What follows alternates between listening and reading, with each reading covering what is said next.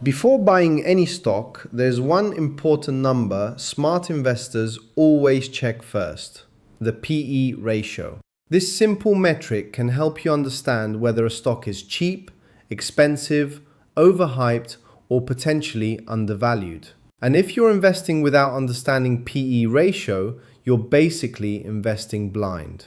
PE ratio simply means price to earnings ratio. It tells investors how much people are willing to pay for every $1 a company earns. In simple terms, it answers this question: is this stock expensive compared to how much money the company actually makes? The formula is actually very simple. You take the share price and divide it by the company's earnings per share, also known as EPS. That gives you the PE ratio. Let's make this very easy. Imagine a company's stock price is $100 and the company earns $5 per share every year. So 100 divided by 5 gives us a PE ratio of 20. What does that mean? It means investors are willing to pay 20 times the company's yearly earnings to own that stock. This is where things get interesting. A high PE ratio usually means investors expect the company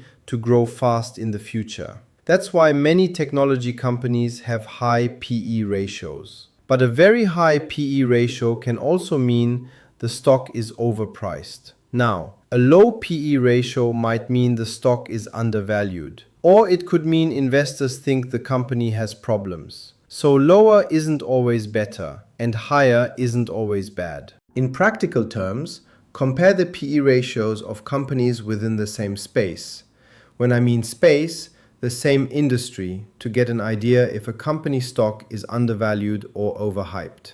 Also put in mind that lower doesn't mean good, nor high doesn't mean bad. One major mistake beginner investor makes is looking at stock price alone. Some people think this stock is cheap because it costs only $5.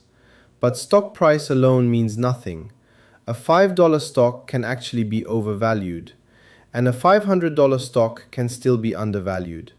That's why smart investors compare PE ratios instead of just looking at price. But here's something very important. PE ratio should never be used alone.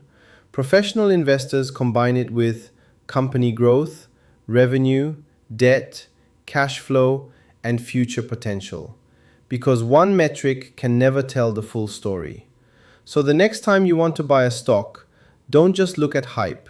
Check the PE ratio. Because understanding this one simple number can completely change how you invest. Follow for more simple finance explanations that actually make sense.